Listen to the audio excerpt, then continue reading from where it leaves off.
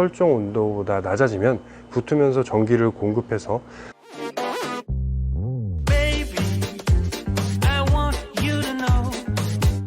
안녕하세요, 라라코TV 인시입니다. 열대어를 기를 때 필수품 중에 하나, 바로 히터에 대해서 말씀을 드리려고 합니다. 일단 히터, 이게 정말 필요할까요? 정답은 반드시 필요합니다. 특히 열대어를 기른다면요.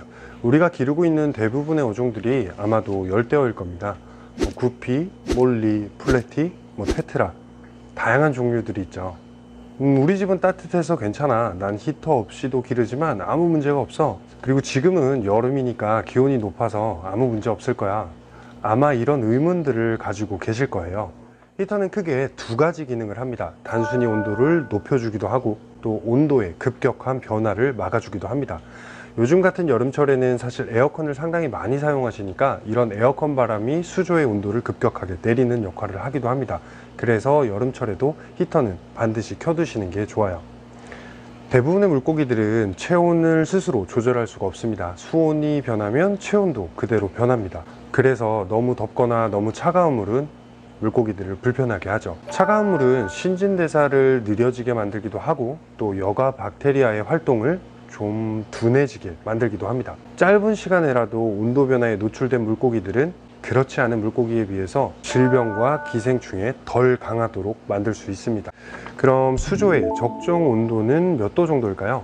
24도에서 26도 정도가 가장 적절한 수온입니다. 그러면 내 수조에는 어느 정도 용량의 히터를 사용해야지 적당한 것일까? 먼저 내 수조의 양을 계산해 주세요. 지난번 내 수조에 물을 채우면 무게가 얼마나 되는지 알아봤던 영상에서 가로, 그리고 폭, 그리고 수조의 높이 세 가지를 곱한 후에 나누기 1000을 해주시면 내 수조의 용량을 리터 단위로 확인하실 수 있습니다. 그런 후에 요 옆에 나온 요 표대로 용량을 선택해 주시면 됩니다. 근데 요 표는 사실은 일반적인 상황보다는 조금 높게 설정이 되어 있는 것 같아요.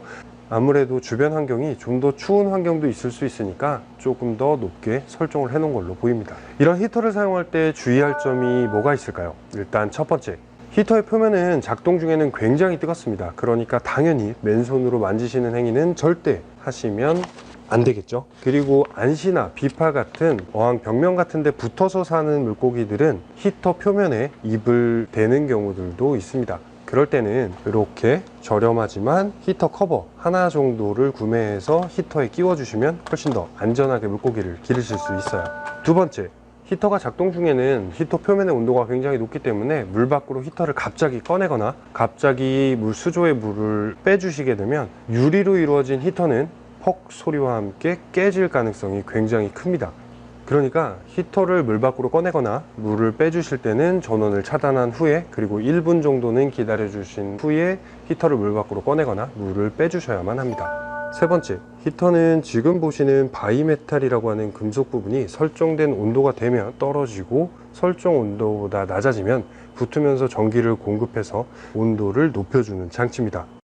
그렇기 때문에 아주 정밀하게 온도에 반응하지는 못해요.